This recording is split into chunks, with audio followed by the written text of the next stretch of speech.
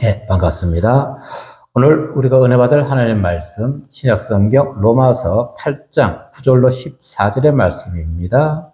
생명에 이르는 성령을 따르자는 내용입니다. 생명에 이르는 성령을 따르자. 미국에서 자연치료법을 전공한 백인 여성 의사인 말로 모건은 그는 무탄트 메시지라는 책을 발간한 적이 있습니다. 그녀는 어느 날 호주 원주민들에게 초청을 받았습니다. 호주 원주민들 자신들을 자칭 참사람 부족이라고 칭하는 자들입니다. 참사람 부족. 이 62명의 원주민들과 3개월 동안 걸어가지고 사막을 횡단했습니다. 그리고 그 실화적 내용을 이제 미국에 돌아와서 책으로 쓴 것이 무탄트인 것이죠. 무탄트는 돌연변이라는 뜻입니다. 호주 원주민들이 우리 문명인들을 부를 때 어떻게 부른다고요? 돌연변이들이다. 이렇게 그래서 무탄트라는 내용입니다. 그런데 이 호주 원주민들 그들은 생일을 축하하지 않는다고 합니다. 생일을. 그래서 이 말로 먹은 의사가 여쭤봤겠지요. 왜 생일을 축하하지 않습니까? 그러면 무엇을 축하합니까? 생일 축하를 하지 않는 이유가 우리는 나이가 한 살 더 먹는 것에 의해 가지고 먹는 것에 아무 노력도 하지 않았기 때문에 시간이 지나면서 속된 말로 그러겠죠. 나쁜 짓을 해도 한 살 더 먹고 지혜롭고 선한 일을 해도 한 살 더 먹는 것이죠. 그럼 언제 생일 축하를 합니까? 했더니 이 생일 축하하는 이유는 무엇이냐면 나아지는 것을 축복한다. 작년보다 올해가 낫고 올해보다 내년이 더 지혜롭고 슬기롭고 선한 자가 되었다면 생일을 축하해 주는데 그것도 주변 사람들이 해주는 것이 아니라 본인이 자청해서 내가 이렇게 지금 변했으니까 작년보다 조금 나은 사람이 됐으니까 올해 나를 뭐 해달라? 생일을 축하해달라. 그래서 축하받을 것은 누구만 안다고요? 자신만이 안다는 것입니다.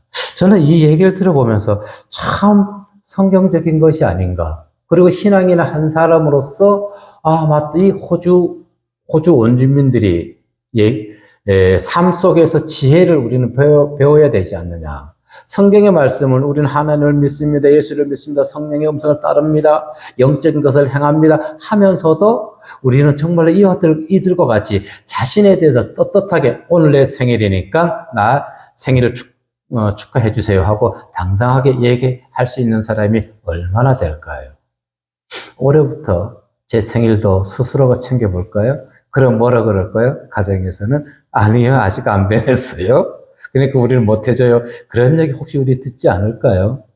그래서 이 호주 원주민들이 문명인들을 향해서 돌연변이라고 한다는 그 내용이 왜 돌연변이라 할까요?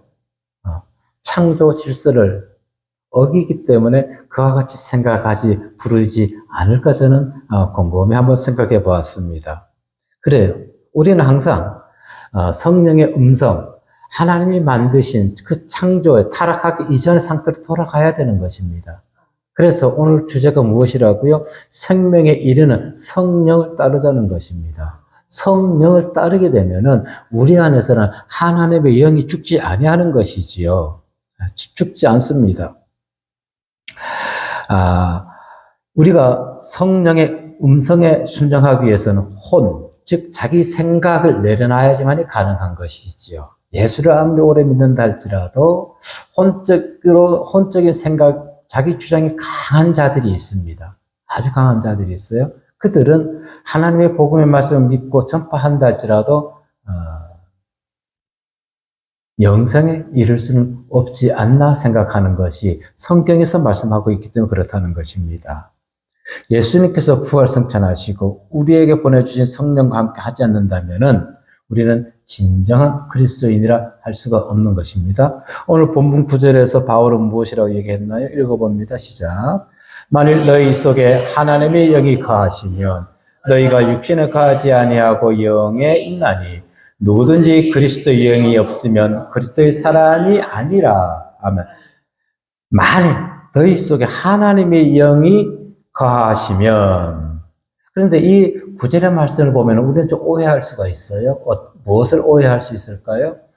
그러면 같은 사람이라도 저 사람에게는 하나님의 영이 있고 저 사람에게는 하나님의 영이 없는 것인가? 이렇게 우리는 문자적으로 보면 그렇게 볼 수가 있는 것이죠. 믿지 아니하는 자들은. 그러나 우리가 분명히 알아야 될 것은 하나님을 믿든지 아니 믿든지 모든 사람에게는 하나님의 영이 거하게 된다는 것을 먼저 우리는 알아야 되는 것이지요. 네. 만일 너희 속에 하나님의 영이 거하시면, 바울이 이렇게 말한 의미가 무엇일까요? 모든 그리스도인은 내주하시는 성령과 긴밀한 관계 속에서 살아갈 수밖에 없는 것입니다. 그렇죠? 그런데도 우리가 예수를 믿으면서도 즉 자기 생각대로 살아간다면 그 사람에게 하나님의 영이 역사할까요? 역사하지 않는다는 것입니다. 역사하지 않습니다. 그래서 바울이 오늘 만일 너희 속에 하나님이 거하시면이란 이 권면은 믿는 우리들을 향해서 얘기하는 것이 아니라 하나님을 믿든지 믿지 아니하든지 모든 사람을 위해서 얘기하고 권면해주고 있는 것입니다. 그래서 그는 이렇게 얘기하죠. 소뒤에 만일이라고 얘기하고 있는 것입니다. 자, 우리 사람의 내면에는요, 죄가 주장할 수도 있고 하나님의 영이 주장할 수도 있습니다. 하나님의 영이 역사하지 않으면 죄가 역사하게 되는 것이고, 하나님의 영이 역사하게 되면 죄는 움직이지 못하게 되는 것입니다. 우리 안에서요, 죄가 없어졌다? 착각하지 마세요. 우리는 죽을 때까지요, 우리 안에는 죄와 영이 함께 공존하게 되는 것입니다. 옛사람은 죽었다고요? 옛사람은 죽지 않습니다. 옛사람이 지금 우리 안에서 옛사람이 일어나지 않는 것은 하나님의 영이 우리가 성령의 음성에 순종하기 때문에 그 영을 지금 우리가 잡고 있기 때문에 옛사람이 드러나지 않는 것입니다. 우리의 본성요, 안 없어진다는 것을 반드시 기억하십시오. 죽을 때까지 그 본성은 없어지지 아니합니다. 그래서 그 본성이 드러나지 아니하기 위해서, 않게 하기 위해서 우리는 항상 성령 충만함을 가져야 된다는 것입니다. 그래서 오늘 바울이 얘기하는 것은 너희가 성령의 음성을 반드시 따라야 된다는 것을 역설적으로 강하게 표현하기 위해서 지금 이렇게 우리에게 권면해 주고 있는 것이죠. 성령을 따르지 않고 즉 죄된 본성을 해가면서 악을 행해서는 안 된다는 것을 강조해 주기 위해서 이렇게 얘기해 주고 있다는 것입니다. 성경은 우리에게 뭐라고 얘기하나요? 우리의 심령이, 믿는 자들의 우리의 심령이 성령의 거처라고 얘기합니다. 성령이 우리의 이 마음 중심에 계시는 것이죠. 고린도전서 3장 15절에서 우리에게 얘기해 주는 것이 이렇게 얘기하고 있습니다. 너희는 너희가 하나님의 성전인 것과 하나님의 성령이 너희 안에 계시는 것을 알지 못하느냐? 네, 알지 못하느냐? 자, 성령의 거처가 된 성도의 몸이 죄 가운데 있지 아니하고 하나님의 영 가운데 거하게 된다는 것이지요. 우리는. 그렇다면은 생활 가운데서 어떻게 우리는 이와 같이 성령을 우리는 드러내면서 살아갈 수가 있는 것일까요? 어떻게 우리 세상 가운데서 살아가면서 저 사람이 정말 하나님의 사람, 역시 예수 믿는 사람은 무엇인가 다르다는 것을 어떻게 우리를 바라보는 사람들에게 증거하며 살아갈 수 있을까요? 답은 하나인 것입니다. 간단하면서 어렵다 볼 수 있어요? 감사하는 것입니다. 아멘. 용서하는 것이에요. 사랑하는 것이에요. 그것이 무엇이라고요? 변화된 사람의 특징인 것입니다. 예전에는 저 사람을 사랑할 수 없고, 예전에는 이 환경에서 감사할 수 없고, 저 사람을 용서할 수가 없었지만은, 이제 성령이 우리 안에서 역사하시게 되면은, 죄 가운데 있던 우리를 위해서 예수 그리스도가 보혈의 피로 우리 죄를 사해 주었기 때문에, 우리는 그 사랑을 입어서 그들을 용서하고 사랑하며 환경에 운명불평하지 아니하고 감사할 수가 있다는 것입니다. 그러면 어떻게 그와 같은 변화된 삶을 살아갈 수 있을까요? 성경 말씀을 통해서 성령의 음성에 순종할 때만 가능하다는 것입니다. 그 성령의 음성에 순종하는 것이 무엇이라고요? 생명에 이르게 된다는 것입니다.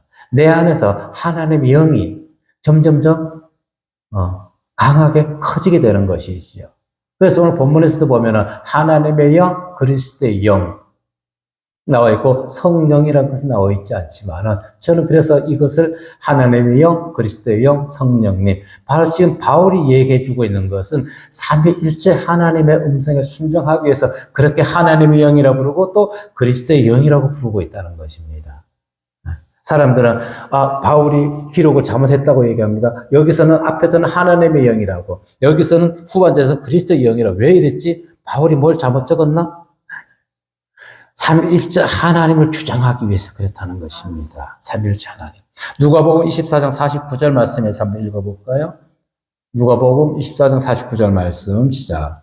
볼지어다 내가 내 아버지께 약속하신 것을 너희에게 보이리니 너희는 위로부터 능력으로 입혀질 때까지 이 성에 머물라 하시니.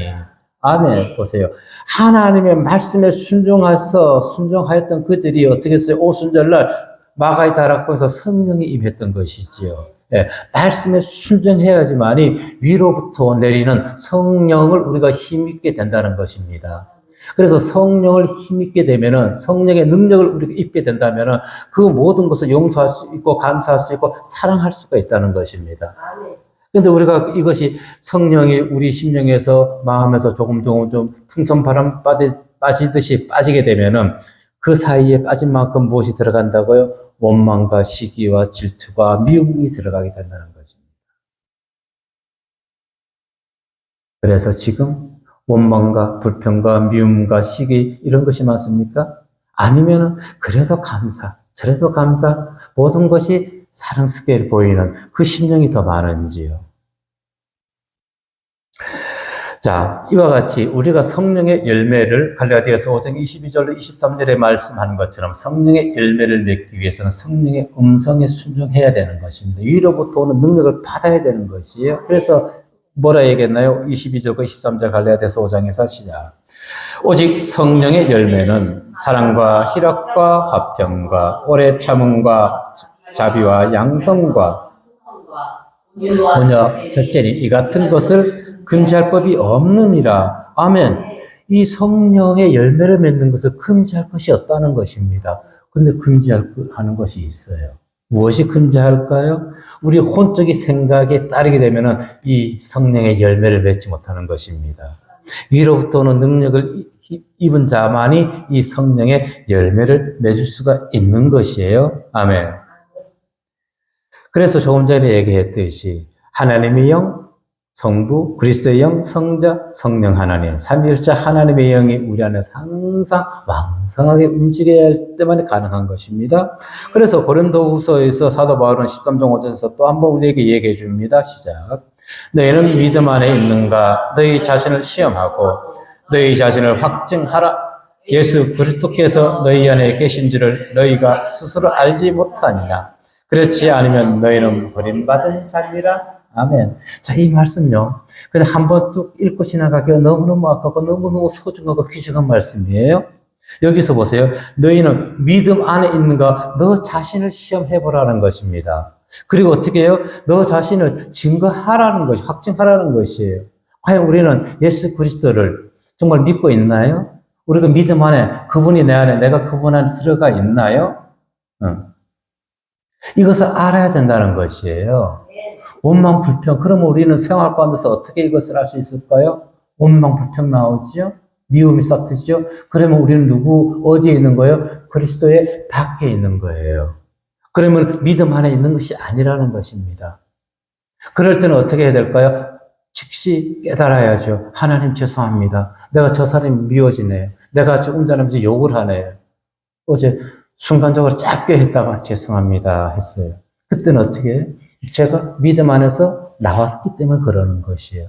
그러면 다시 믿음 안으로 들어가게 되면은, 저 사람 바쁜가 보구나. 알았어. 열심히 가세요. 조금 더 일찍 출발하지. 그렇게 마음이 든다는 것이죠. 그럴 때는 우리 심령이 어디에? 내 혼적인 것이 예수 그리스도 안에 잠식되어 있다는 것입니다. 자, 이와 같이 우리가 정말로 지금 나한테서 어떤 불평, 원망 이렇게 나온다면, 아, 나는 믿음에서 버림받은 자구나.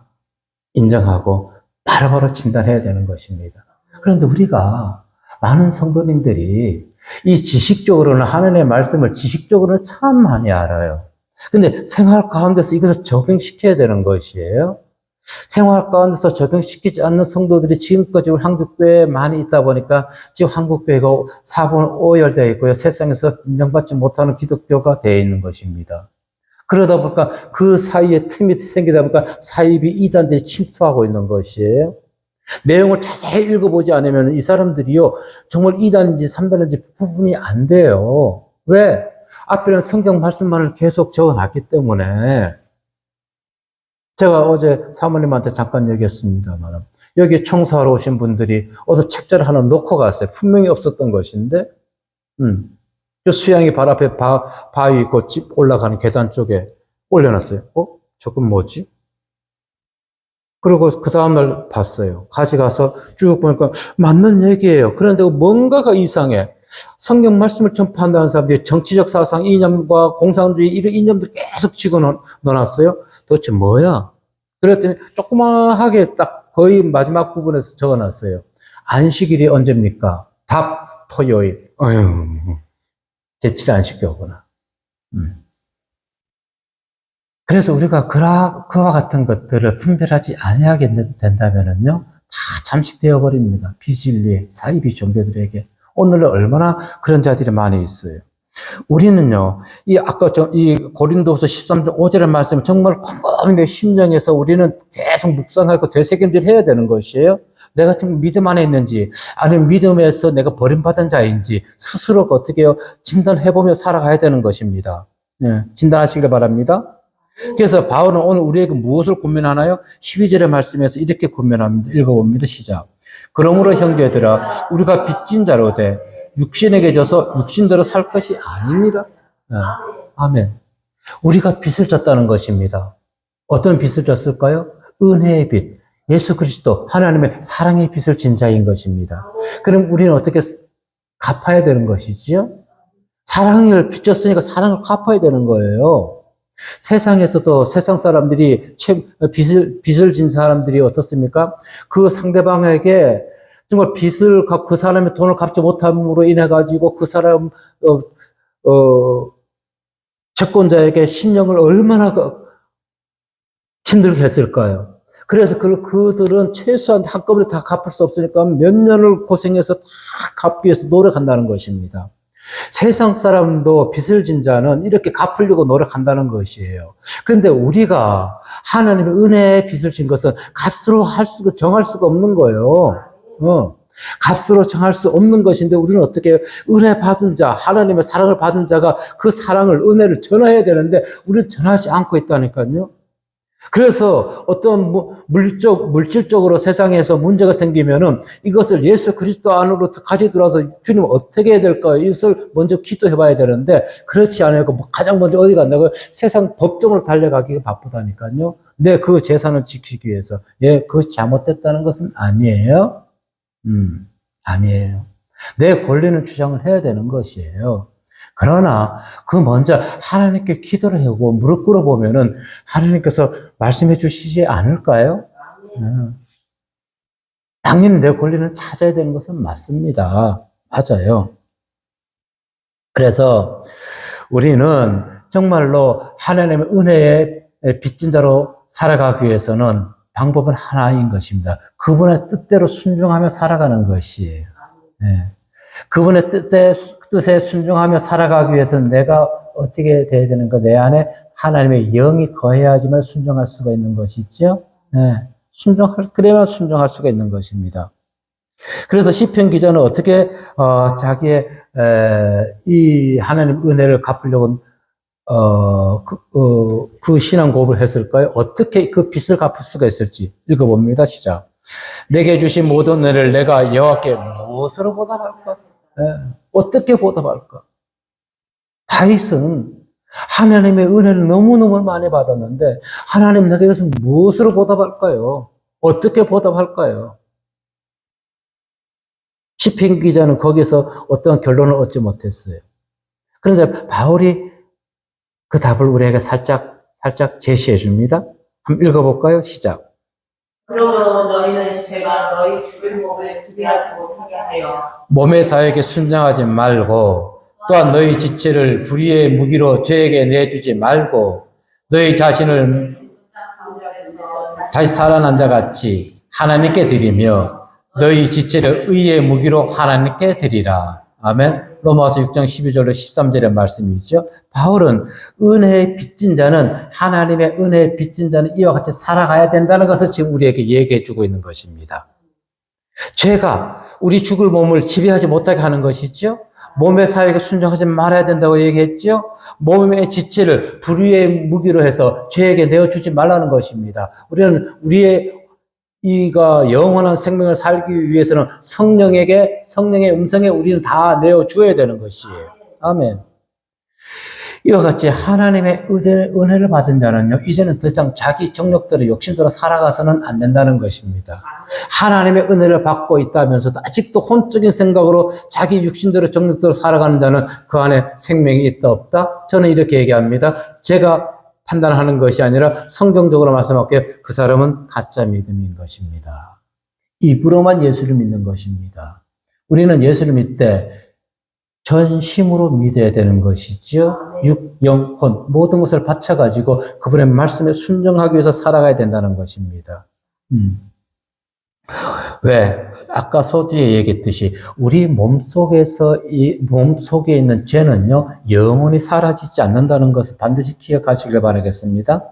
네, 사라지지 아니해요. 사라질 때는 오직 하나만 가능할 때, 성령이 내 안에서 충만할 때만 가능하다는 것입니다. 내 안에서. 그래서 우리는 어떻게 된다고요? 생명에 이르기 위해서는 성령을 따라야 된다는 것입니다. 오늘 본문 13절에서 무엇을 얘기하나요? 시작. 너희가 육신대로 살면 반드시 죽을 것이로되 영으로서 몸의 행실을 죽으면 살리니. 아멘. 육신대로 살면은 어떻게 한다? 반드시 죽을 수밖에 없다는 것입니다. 영으로서 그래서 육신의 행실을 생각을 다 죽여버려야 되는 것이에요. 자, 그러면은 바울이 우리에게 이렇게 권면하는 것은 거듭난 성도가 육신대로 살면 죽는다는 것을 말하고자 하는 것도 아닌 것을 알아야 됩니다. 이것은 아까처럼 무엇을 구절의 말씀처럼 모든 사람에게 얘기해 주고 있는 것이에요. 거듭난 성도가 육신대로 살 수가 있나요? 살 수 없어요. 바울은 이미 알고 있는 것이에요. 거듭난 성도는 육신대로 살 수가 없는 것이에요. 그런데도 우리가 또 거듭났으면서도 불구하고 육신대로 살아간 사람이 있기는 있어요. 근데 그와 같은 것을 얘기해 주는 것이 아니라 이것을 조금 전 구절의 말씀처럼 역설적으로 강조하는 것이에요. 역설적으로.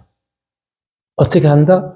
육신적으로 살면은 죽는다는 것을 더 강하게 우리에게 주입시켜 주시기 위해서 이와 같은 단어를 사용했다는 것입니다. 우리가 거듭난 성도가 육신대로 산다? 하나님의 영이 있는데 어떻게 육신대로 살 수가 있나요? 거듭났다는 것은 내 안에 하나님의 영이 있다는 것이에요. 그런데 우리가 조금 더 깊이 보자고요. 거듭났지만은 또한 우리가 성령이 빠지면 어떻게 된다고요? 육신대로 살아갈 수는 있어요. 살아갈 수도 있습니다. 자, 14절에서 그가 이렇게 얘기했어요. 무릇 하나님의 영으로 인도함을 받는 사람은 곧 하나님의 아들들이니라. 그렇죠? 그래서 우리는 하나님의 아들이 되어야 되는 것이에요. 근데 하나님의 아들이 내가 입으로만 하나님의 아들입니다 고백해서 되는 것이 아니라 분명히 앞에 얘기했죠. 영으로 인도함을 받아야 된다는 것이에요. 하나님의 영으로 인도함을 받는 자들. 참 오늘날 우리 성도들이 세상 살아가기 힘들어요. 정말 힘들어요. 예수 믿으면서도 세상적인 사람들과 세상적 사고를 가지고 그들과 똑같이 행동할 수도 없는 것이고, 사실 똑같이 행동하고 더 심하게 해주고 싶어도 우리 육신적 생각으로는 더 복수를 하고 싶은데, 그러면 내 마음이 편한가요? 안 편하지요. 왜 그럴까요? 하나님의 영이 원치 않기 때문에 그러는 것이에요. 사랑해주라고 하는 것이잖아요. 그래서 우리가 하나님의 영, 거듭난 성도를 할지라도요, 아까 갈라디아서 5장 22절, 23절 말씀처럼 성령의 9가지 열매를 모두가 다 완벽하게 다 열매 맺는 사람들은 아무도 없다는 것을 알아야 되는 것이에요. 성령의 9가지 열매 중에서 가장 사랑이지요.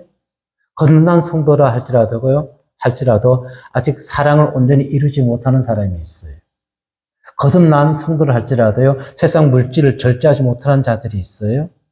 거듭난 성도를 할지라도요, 주변 사람과 화평하지 못하는 사람이 있어요. 오래 참지 못하는 사람이 있어요. 온유하지 못하는 사람이 있어요.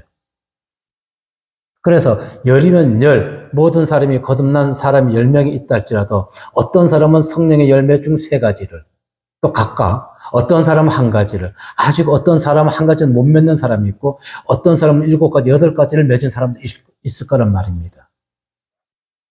그래서 내가 거듭났으면 사랑해야 되잖아.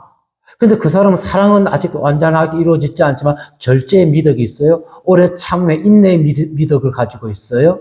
그러면 어떻게 해요? 그 부분을 인정해 주면 되는 것이에요. 갈라디아서 5장 22절, 23절 말씀처럼 성령의 9가지 열매 순차적으로 탁탁탁탁 맺어가는 것이 아니라는 것입니다. 환경에 따라서 그 사람의 신앙의 성숙에 따라서 맺는 열매 각가지인 것이에요.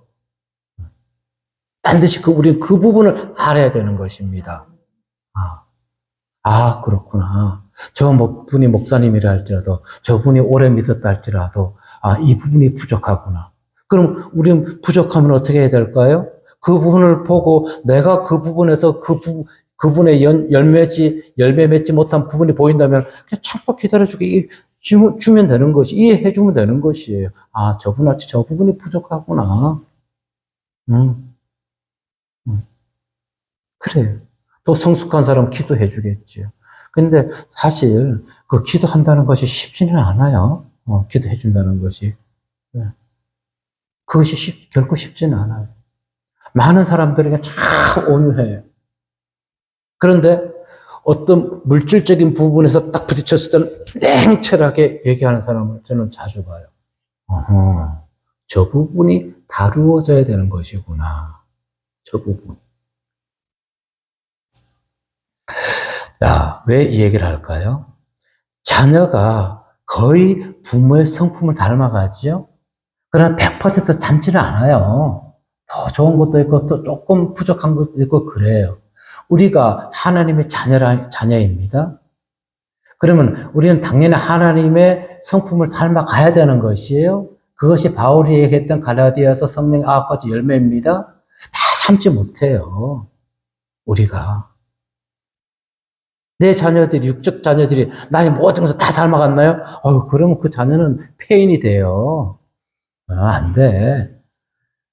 육신의 아버지의 것을 닮는 것이 아니라 하나님의 아버지의 영의 성품을 닮아가는 자녀들이 돼야 될 줄로 믿습니다.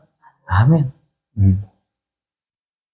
그리고 마귀의 자녀는요, 아버지 마귀의 것을 따라 보고 배울 수밖에 없어요. 그 성경에서 말씀하잖아요. 요한복음 8장 44절에서 읽어봅니다. 시작.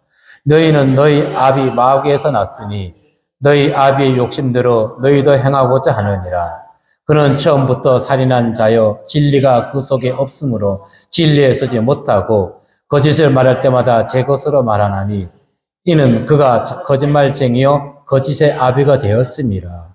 아멘. 저는 여기서 어떤 것을 찾았나요? 거짓말 할 때마다 제 것으로 말하나니. 저는 거짓말을 뺐어요. 말할 때마다 제 것으로 말하나니. 저는 이 부분만 딱 했어요. 말할 때마다 자기 말만 하는 것도 무엇이다? 마귀라는 것이. 왜? 이것이 바로 말할 때마다 자기가 혼적인 생각이라는 것입니다. 내 생각이 저 사람을 분별하고 판단할 때 내 생각인 것인지 하나님이 주신 마음인지 우리는 알아야 되는 것이죠. 그런데 예수를 믿는 자들이 내 생각은 나는 성령으로 충만하니까 내 생각이 곧 하나님의 생각이라고 착각 속에 빠져 있는 자들이 있다는 거지. 그러면서 내 얘기를 들으라 그래요. 아니요. 왜 내 얘기를 들어요? 하나님의 음성을 따라야 되는 것이죠. 에베레스트를 산을 안 올라가 봤잖아요, 우리는. 근데 그것이 올라가는 곳이 한 군데, 루트가 한 군데만 있을까요? 여러 군데가 있겠지요. 그와 마찬가지인 것이에요. 하나님의 성산에 오르는 것도 각각의 환경에 따라서 다 다릅니다. 어떤 사람은요, 정말로 이 하나님의 산에 오르는데 평탄한 길을 해서 올라가는 자도 있을 것이고요. 어떤 자는요, 정말로 절벽 나무 뿌리 잡고, 그 가느다란 나무 뿌리 잡고 올라가는 자도 있어요. 제가 그와 같은 길을 걸어가고 있어요. 저 나무 뿌리, 절벽에 나무 뿌리인데, 잡으면 끊어질 것 같은데, 잡으면 안 끊어져요. 할렐루야. 나무 뿌리를 잡고 올라가, 지금도 생생해. 그것이 지금 와서 나의 목회 일정이, 목회의 길이 이만큼 험난하고 어렵구나. 이제서 그거 느껴지는 거예요. 그때, 막 금식 기도할 때 그때 알았으면, 이러고 알았으면 안 갈래. 이랬을 텐데. 그때는 그것이 뭔지 몰랐어요. 그냥 이것이 뭐예요? 그럼 그때라도 너가 앞으로 가야 할 길이 똥밭이고 정말로 힘들고 화장실 길 위 같은 그런 게 순탄하지 않은 똥밭 천지고 정말 절벽길을 올라가야 된다. 너의 목회의 길이 이것이다. 얘기해 줬으면 아이고 안녕히 계세요. 내가 왜 이 길을 가야 했을 텐데 그때 몰랐잖아요. 20년이 지나고 나서 이제 지금 그것들이 확 지금 기억나는 거예요. 그때 진즉 알았으면 안 알려주신 것이 감사하지요. 지금에서 깨달은 것이 감사해요. 그리고 그 나무 뿌리 줄기, 연약한 뿌리 줄기 잡고도 떨어지지 않고 그곳을 올라가게 해준 것에 감사합니다. 아멘. 올라가게 해준 것에 감사해요. 그래서 우리 하나님의 선한 영이 있는 자는요, 항상 선함을 유지해야 되는 것입니다. 골로새서 3장 8절로 10절의 말씀에서 무엇이라 얘기해 주고 있을까요? 시작. 이제는 너희가 이 모든 것을 벗어버리라. 곧 분함과 노여움과 악의와 비방과 너희 입에 부끄러운 말이라. 너희가 서로 거짓말을 하지 말라. 옛사람과 그 행위를 벗어버리고 새 사람을 입었으니 이는 자기를 창조하신 이의 형상을 따라 지식에까지 새롭게 하심 입은 자니라. 아멘. 생각까지 새롭게 되어야 된다는 것입니다. 생각까지. 왜? 우리는 하나님의 거룩한 창조물들이기 때문에. 서두에 이 얘기를 했죠. 호주 원주민들, 우리 문명인들을 보고 도련번이라고 얘기하는 무탄트.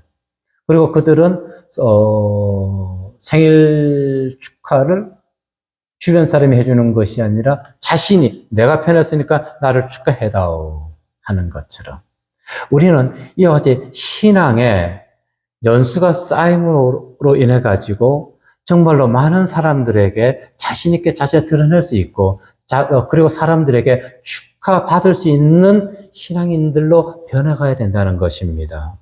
그것이 무엇이라고요?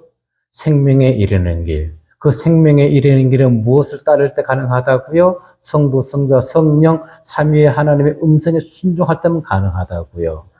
그래서 우리는 지금까지 부족한 것이 많지만은 성령의 9가지로 완벽하게 우리를 갖추지 못했다 할지라도 이제 나에게서 성령의 9가지 열매 중에서 내가 부족한 게 무엇인지 한번 적어놓고 체크해 가면서 정말로 부족한 부분을 이루어가면서 온전한 생명에 이르는 성도 여러분 모두 되시기를 이 시간 주의 이름으로 기도하고 축복합니다. 기도하겠습니다.